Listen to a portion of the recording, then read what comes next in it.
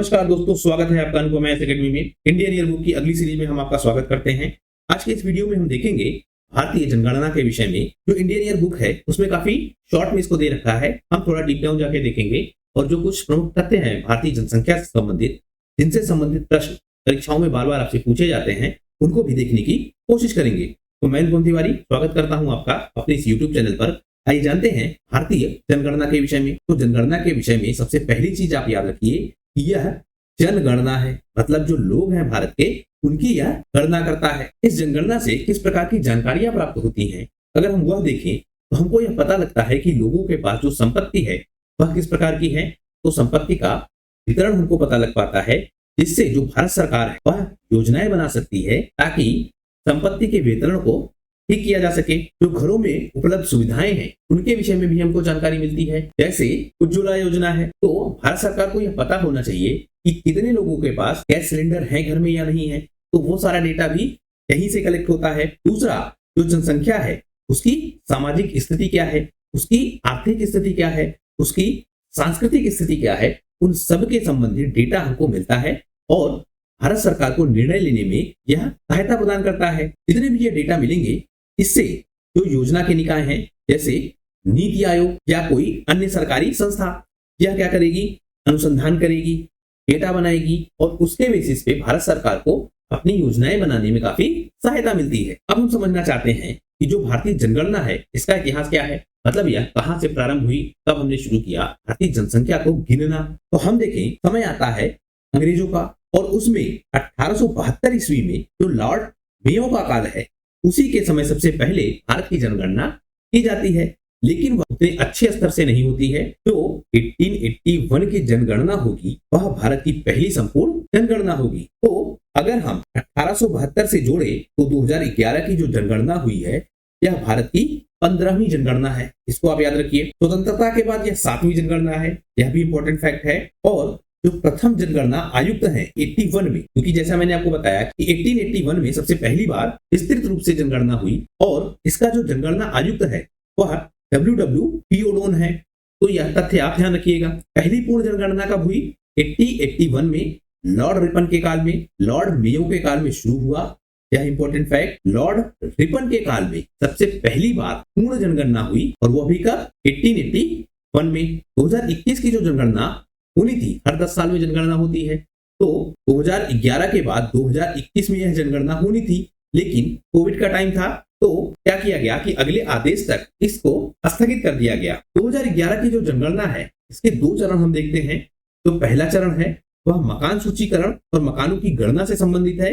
तो दूसरा चरण है यह जनसंख्या की गणना से संबंधित है। तो 2 चरण है, आप ध्यान रखिएगा। गणना की अवधि के विषय में देखें तो जो इसकी संदर्भ तिथि है, मतलब जो रेफरेंस डेट है वह 1 मार्च 2011 है। मतलब इसी डेट को रेफरेंस डेट के रूप में इस्तेमाल किया गया है कि इस डेट पर क्या स्थिति थी जनगणना की। गणना की जो अवधि है वह 9 फरवरी से 28 फरवरी तक मानी जाती है, मतलब इसी के टाइम फ्रेम में जनगणना की गई। और यह जनगणना जम्मू कश्मीर, हिमाचल प्रदेश और उत्तराखंड में नहीं हुई है। मतलब जो गणना अवधि है वह डिफरेंट है इन तीनों क्षेत्रों में। वैसे पूरे भारत में जो गणना की अवधि है वह 9 फरवरी से 28 फरवरी तक हमको मिलती है। संदर्भ तिथि क्या है, 1 मार्च 2011, लेकिन जम्मू कश्मीर, हिमाचल प्रदेश और उत्तराखंड, इन तीनों प्रदेशों में जो जनगणना की अवधि है, जम्मू कश्मीर उस समय प्रदेश ही था तो आप ध्यान रखिएगा, तो इनमें क्या है, जो गणना की अवधि है वह सेम नहीं है।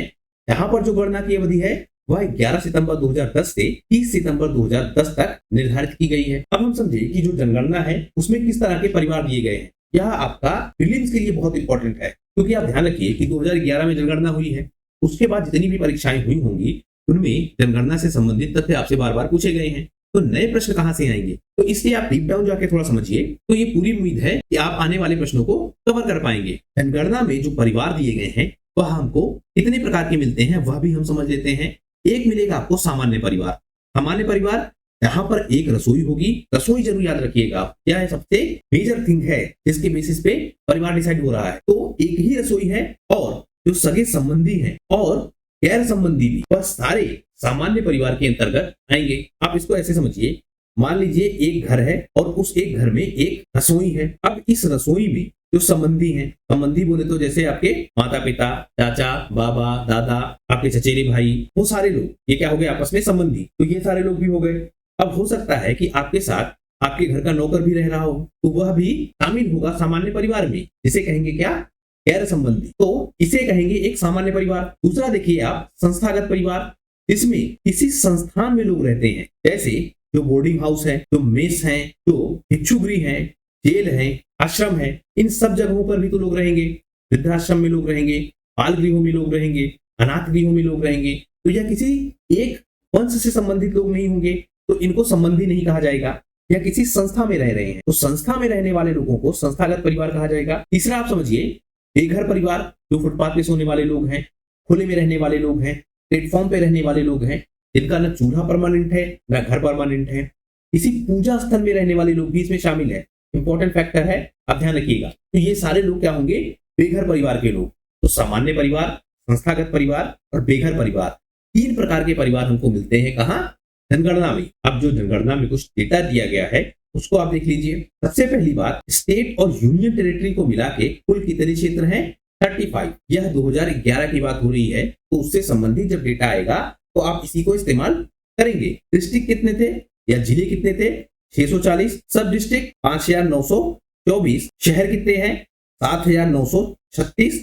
और गांव कितने हैं, 6,41,000। ये जरूर याद रखिएगा कि भारत में गांव कितने हैं, 6,41,000। खर्चा कितना आया, 22,000 मिलियन। कॉस्ट पर पर्सन, मतलब एक व्यक्ति की जनगणना पर कितना खर्चा हुआ, तो लगभग 18 रुपए और 19 पैसे। कितनी भाषाएं थी, 16। और मैनुअल जो तैयार किया गया था जनगणना का, वह कितनी भाषाओं में था, 18। पेपर कितना इस्तेमाल हुआ, 8,000 मीट्रिक टन। तो 2-3 चीजें इसमें आप ध्यान रखिए। एक, कॉस्ट पर पर्सन कितना है, यह आप ध्यान रखिए। दूसरा, इन दोनों को आप जरूर ध्यान रखिए। यूपीएससी का यह पैटर्न है, वह क्या करेगा, number of language in which training manuals prepared, उसको कर देगा 16। और number of language in which schedule were conveyed, तो उसको कर देगा ये 18 में। तो इसको आप ध्यान रखिएगा। अब हम समझे कि जो भारत के सबसे ज्यादा जनसंख्या वाले राज्य हैं वह कौन से हैं। टॉप 10 आपको याद रखना होगा, क्योंकि टॉप 5 से संबंधित प्रश्न बार बार पूछा जा चुका है। सबसे पहले उत्तर प्रदेश, महाराष्ट्र, बिहार, वेस्ट बंगाल और आंध्र प्रदेश, इसको याद रखिए आप। दूसरा आप जरूर याद रखिए कि मध्य प्रदेश का नंबर 6 है, तमिलनाडु का नंबर 7वां, राजस्थान का नंबर 8वां, कर्नाटक का नंबर 9वां और गुजरात का नंबर 10वां है। जैसे जी को आप याद रखिए कि अंग्रेजी भाषा में जी आता है 9वें नंबर। ABCD जब आप लिखेंगे ABCD, तो 1 2 इस तरह से करके जी आएगा कहाँ, 9वें नंबर पे। तो गुजरात की जो जनसंख्या है वह कहां पर है, 9 + 1, 10वें नंबर। इस तरह से कुछ कनेक्ट करके आप याद रखिए। जैसे आर आता है आपका 18 नंबर पे, तो राजस्थान कहाँ है, 8वें नंबर पे। इस तरह से कुछ आप शॉर्टरी बना लीजिए जिससे आप याद रख पाए। तो सबसे ज्यादा कहाँ है, उत्तर प्रदेश, सबको पता है, तो MBWA, ये आप जरूर याद रखिए। उत्तर प्रदेश की जनसंख्या भी आप याद रखिए, यूपी के एग्जाम में यह एग्जैक्ट आपसे पूछी जाती है। तो 19.98 करोड़। डेंसिटी कितनी है, 829 डेंसिटी है किसकी, उत्तर प्रदेश की। मतलब जो 1 वर्ग किलोमीटर के क्षेत्र में जितने लोग रहते हैं उसको कहा जाता है क्या, डेंसिटी पर स्क्वायर किलोमीटर। तो उत्तर प्रदेश में कितना है, 829। सबसे ज्यादा कहाँ है, बिहार में 1106। तो बिहार वाला आप जरूर याद रखिए, जो पॉपुलेशन डेंसिटी है वह सबसे ज्यादा कहाँ है, 1106 बिहार में। राज्यों की बात अभी हम कर रहे हैं। सबसे ज्यादा जो पॉपुलेशन ग्रोथ है वह कहां पर हुई है, तो हमको मिलेगा कहां, मेघालय में। दूसरा नंबर अरुणाचल प्रदेश, मेघालय में कितना, 27.95 और अरुणाचल प्रदेश में 26.03। सबसे ज्यादा ग्रोथ यहां पर हुई है। सबसे ज्यादा पॉपुलेशन डेंसिटी कहां है, तो वैसे तो मिलेगा आपको दिल्ली में सबसे ज्यादा, यहां पर 11,320 है। लेकिन दिल्ली क्या है आपका, यूटी। तो बिहार में इसलिए सबसे ज्यादा मिलेगी 1106, क्योंकि यह राज्य है। तो वैसे ओवरऑल सबसे ज्यादा कहां है, दिल्ली में। राज्यों में हम देखेंगे तो बिहार में सबसे ज्यादा है। लिंगानुपात हम देखें, मतलब 1000 जो पुरुष हैं उन 1000 पुरुषों पर स्त्रियां कितनी हैं, इसको कहेंगे लिंगानुपात। अगर मान लेते हैं 1000 पुरुष हैं और 900 स्त्रियां हैं, तो लिंगानुपात कितना हो गया, 900। इस तरह से आपको डेटा दिया गया होगा। तो लिंगानुपात हम समझे, तो इसके गणना हमने कब से करना प्रारंभ किया, तो 1901 से हमने यह प्रारंभ किया। मतलब जनसंख्या के शुरू से ही हमने लिंगानुपात को गणना में शामिल नहीं किया था। बहुत इंपॉर्टेंट फैक्ट है, आप ध्यान रखिएगा। 1901 से हमने यह शुरू किया और वह उस समय कितनी थी, 972। 901 से लेकर 941 तक लगातार यह क्या होती रही, डिक्लाइन होती रही। मतलब जो लिंगानुपात है वह लगातार घटता रहा। कब से कब तक? 1901 से लेके 1941 तक। और यह पहुंच कहां तक गया? 945 तक। मतलब 1941 में यह पहुंच गया कहां पर? 945 में। शुरू कहां से हुआ था? 972 से। 2001 में यह हो गया 933। 2011 में इसमें बढ़ोतरी हुई, यह हो गया 943। 2001 वाला आप याद रखिएगा, 2001 से 2011 में इंक्रीमेंट है, यह हो गया 933 से 943। शिशु लिंगानुपात की बात करें, मतलब 0 से 6 साल के एज ग्रुप में, वहां पर अगर हम देखें तो 2001 में था 927, 2011 में यह हो गया 919। शिशु लिंगानुपात घटा है, यह इंपॉर्टेंट फैक्ट है, आप ध्यान रखिए। और ओवरऑल लिंगानुपात बढ़ा है, यह भी आप ध्यान रखिए। सेक्स रेशियो के विषय में देखें तो सबसे ज्यादा कहां पर है? केरल में। सबसे ज्यादा पढ़े लिखे लोग यही हैं, तो 1084 सेक्स रेशियो यहां पर मिलता है। सबसे कम कहां पर है?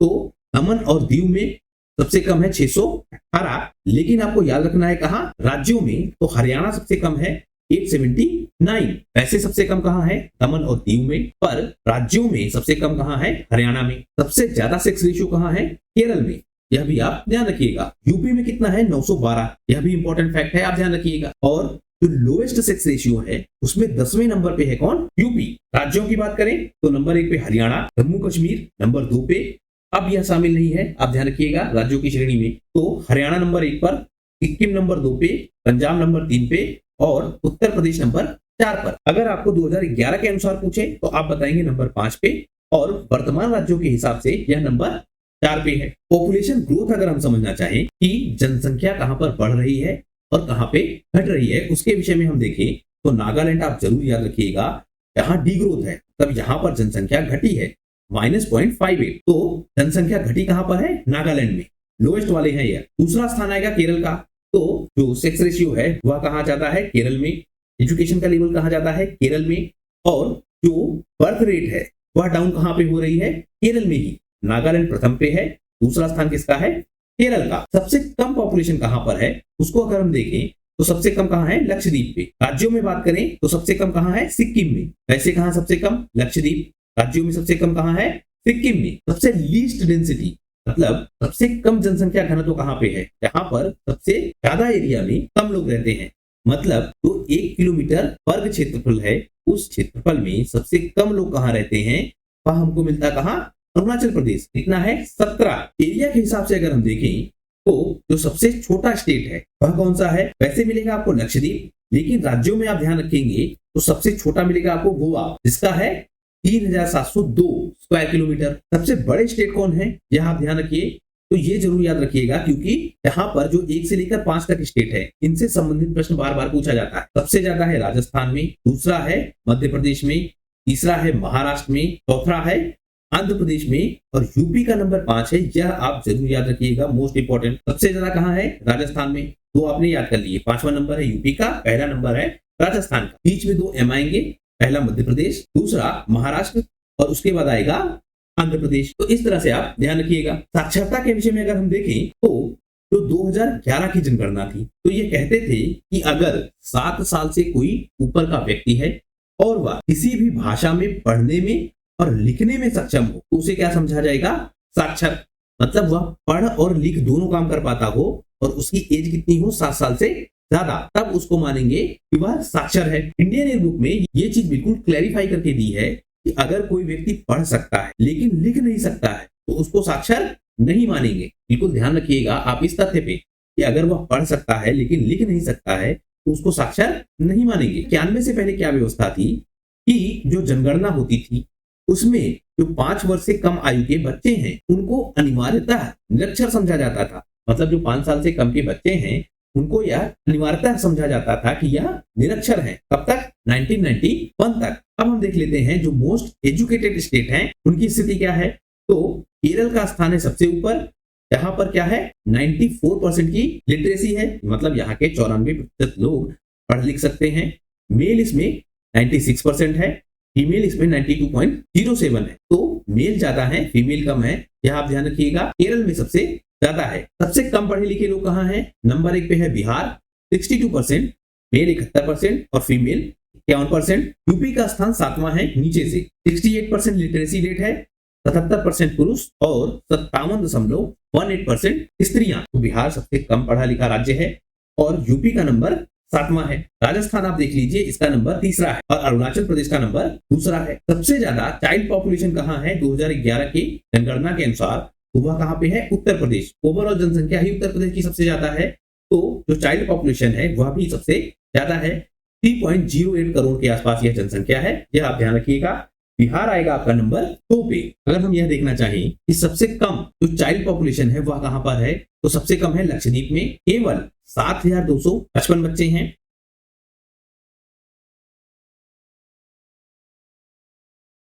सबसे कम अर्बनाइजेशन कहां है, तो वह आप ध्यान रखिए। सबसे कम अर्बनाइजेशन मतलब शहरीकरण सबसे कम कहां पर है, तो हिमाचल प्रदेश में सबसे कम है। 90% जो यहाँ की जनसंख्या है वह क्या है, ग्रामीण क्षेत्रों में रहती है, तो 10% क्या है, शहरी क्षेत्रों में रहती है। इसमें आप उत्तर प्रदेश को भी देख लीजिए, यूपी का स्थान क्या है, 6ठा स्थान। 70% यूपी की जनसंख्या गांव में रहती है और 22% रहती है कहां पर, शहरों में। सबसे 10 शहरीकरण वाले जो राज्य हैं उनमें अगर हम देखें तो दिल्ली में सबसे ज्यादा शहरीकरण है। 98% जो जनसंख्या है वह रहती है कहां पर, शहरों में। ये 3 आपको इसलिए दिख रहा है कि शायद ये 2.98 ऐसा कुछ है, जिसकी वजह से ये 3 आपको दिख रहा है। तो 3% के आसपास जनसंख्या रहती है कहां, गांव में। राज्यों में आप देखें तो जो सबसे छोटा राज्य है गोवा, यहीं पे जो अर्बन पॉपुलेशन है वह मिलती है आपको 62% और जो रूरल पॉपुलेशन है वह मिलती है आपको 38%। तो अब हम समझ लेते हैं कि भारत में जो धार्मिक जनगणना है या धर्म के आधार पर जो पॉपुलेशन है वह किस प्रकार की है।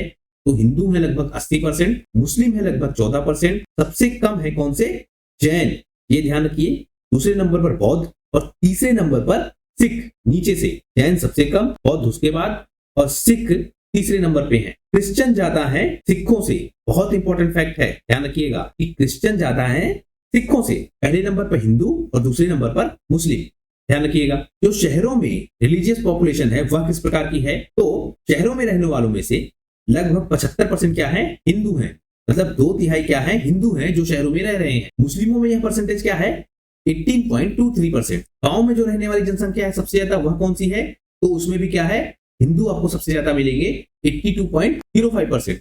क्योंकि जो ओवरऑल जनसंख्या है उसमें हिंदू ज्यादा है, इसलिए आपको शहरों में रहने वाली हिंदू जनसंख्या भी ज्यादा मिलेगी और गांवों में रहने वाली जनसंख्या में भी हिंदू ज्यादा मिलेंगे। आप ऐसे समझिए, 100 लोग मान लेते हैं टोटल जनसंख्या, इसमें से 80 हिंदू हैं और 20 में बाकी सब है, ऐसा आप समझ लीजिए। 80 में से आप देखेंगे तो अगर मान ले 60 क्या है, गांव में है, 40 क्या है, शहरों में है। इनमें मान लीजिए 10 शहरों में है, 10 गांवों में है, इस तरह का कुछ व्यवस्था है। तो आपसे पूछा जाएगा कि सबसे ज्यादा लोग गांव में कहाँ रहते हैं, किस जनसंख्या के, तो आपको मिलेगी ये नंबर 60। तो कौन सा हो जाएगा, हिंदू। फिर पूछेगा सबसे ज्यादा शहरों में जो जनसंख्या रहती है उसमें कौन से धर्म के लोग हैं, तो उसमें भी आपको हिंदू मिलेगा क्योंकि 40 यहाँ होंगे। तो इस तरह से कुछ यह डेटा आपको दिया गया है। शेड्यूल कास्ट के विषय में देख लेते हैं। उत्तर प्रदेश में सबसे ज्यादा है, नंबर 1 पर है, आप ध्यान रखिए।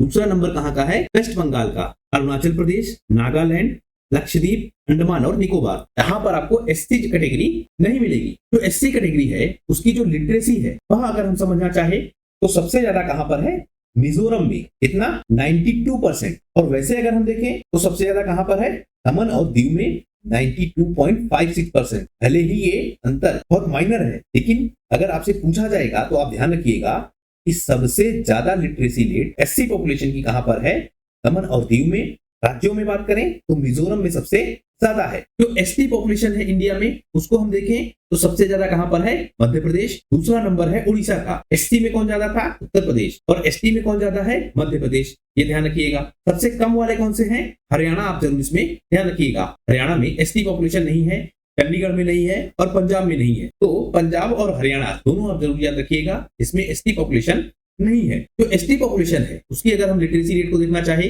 तो सबसे ज्यादा मिलेगी आपको कहां पर, लक्षद्वीप में 91.70%। राज्यों में सबसे ज्यादा कहां, मिजोरम में। तो जो आपकी एसटी पॉपुलेशन है उसमें सबसे ज्यादा पढ़ी लिखी पॉपुलेशन कहां पर है, मिजोरम में 91.51% इनका लिटरेसी रेट है। और इसके साथ आप यह भी ध्यान रखिएगा कि एससी भी सबसे ज्यादा यहीं पर पढ़े लिखे हैं। तो एससी और एसटी दोनों में जो लिटरेसी रेट सबसे ज्यादा है वह कौन सा राज्य है, मिजोरम। स्लम पॉपुलेशन के विषय में अगर हम देखें तो इंडिया में लगभग 5% लोग स्लम्स में रहते हैं। महाराष्ट्र सबसे ज्यादा है, क्योंकि बस्तियां आप देख रहे होंगे महाराष्ट्र में बहुत ज्यादा है। तो 11% लोग स्लम्स में रहते हैं महाराष्ट्र में, सबसे ज्यादा यहीं पर है। इंडिया में कितना है? 5%। इंडिया में जो स्लम्स हैं उनकी जो लिटरेसी रेट है, मतलब कितने पढ़े लिखे हैं, वह आप देखेंगे तो 77% है इंडिया में, 84% है कहां पर? महाराष्ट्र में। भले ही स्लम्स में रह रहे हैं लेकिन लिटरेसी रेट इनका ज्यादा है, यह आप ध्यान रखिएगा। अब हम समझ लेते हैं जो दशकीय वृद्धि है, मतलब 10 साल में जो वृद्धि हुई है वह कितनी है? 17.7%। डेंसिटी कितनी है? 382। पॉपुलेशन ग्रोथ में अगर हम देखें तो 17.50%। मेल बढ़े हैं इसमें 17.19%। फीमेल बढ़ी है 18.12%, मतलब फीमेल की जनसंख्या ज्यादा बढ़ी है। डिस्ट्रिक्ट कितने हैं? 640। सब डिस्ट्रिक्ट 5924। टाउन्स कितने हैं? 7936। और गांव कितने हैं? 6,41,000। 2001 से 2011 तक जो पॉपुलेशन की ग्रोथ है, अगर हम उसको समझना चाहें तो उत्तर प्रदेश में 25% से हो गई या 20%, मतलब अब जो ग्रोथ रेट है वह 20% है। 2001 में थी यह 25%। भारत में अगर हम देखें तो जनसंख्या का जब काल आता है 1921 का, तो उस समय 3% की डिग्रोथ हुई थी, यह आप ध्यान रखिएगा।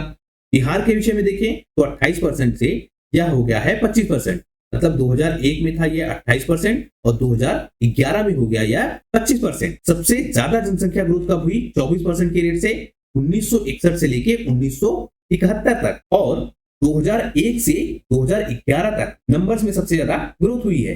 तो हाईएस्ट इन द वर्ल्ड है ये, मतलब जनसंख्या सबसे ज्यादा विश्व में कहीं बढ़ी है 2001 से 2011 के बीच, तो वह भारत की है। 19 करोड़ जनसंख्या बढ़ी है। और सबसे ज्यादा परसेंटेज में ग्रोथ कब हुई थी? 1961 से लेके 1971 तक। सेक्स रेशियो क्या था? 1901 में 972, 2001 में 933 और 2011 में 940, या बाद में इसको अपडेटेड डेटा में 943 बताया गया। जो सेक्स रेशियो है वह जम्मू कश्मीर, गुजरात और बिहार में इंक्रीज नहीं हुआ है। जो लिटरेसी रेट है वह 2011 में 74% है। 38% की ग्रोथ हुई है 2001 की तुलना में। मेल की तुलना में जो स्त्रियां हैं उनका लिटरेसी रेट बढ़ा है, तो जनसंख्या में भी यह बढ़ी है और लिटरेसी रेट में भी इनकी ग्रोथ ज्यादा हुई है। डिस्ट्रिक्ट पॉपुलेशन के विषय में देखें तो सबसे ज्यादा पॉपुलेशन कहां है? थाने में, जो कि है महाराष्ट्र में, और जो नॉर्थ 24 परगना है वेस्ट बंगाल में, वहां पर सबसे ज्यादा जनसंख्या वृद्धि हुई है। तो जो टॉप के 2 जिले हैं, एक थाने, दूसरा नॉर्थ 24 परगना। बॉटम में अगर हम देखें तो जो आपका दिबांग वैली है अरुणाचल प्रदेश में, यह बॉटम में है बिल्कुल। और अरुणाचल प्रदेश का ही जो दूसरा जिला है अंजाव, यहाँ पर भी सबसे कम जनसंख्या है। तो नीचे से 2 अरुणाचल प्रदेश में, सबसे ज्यादा थाने में महाराष्ट्र में, और दूसरे नंबर पर वेस्ट बंगाल। प्रवासन के विषय में अगर हम देखें तो जो भारतीय जनगणना है उसमें जो प्रवासन है उनको 2 आधारों पर तय किया जाता है। एक, उसका पिछला निवास स्थान, मतलब जहां वो पिछली जनगणना में रह रहा था, अगर उस स्थान को उसने छोड़ दिया तो उसको माना जाएगा क्या? प्रवासी। मतलब कोई व्यक्ति बिहार में रह रहा था, मान लेते हैं 2011 की जनगणना में कोई व्यक्ति कहाँ रह रहा है? बिहार में, और अगली जनगणना जब हुई तो वह रह रहा है कहाँ? दिल्ली में, तो उसको क्या माना जाएगा? प्रवासी। तो एक तो प्रकार यह हो गया।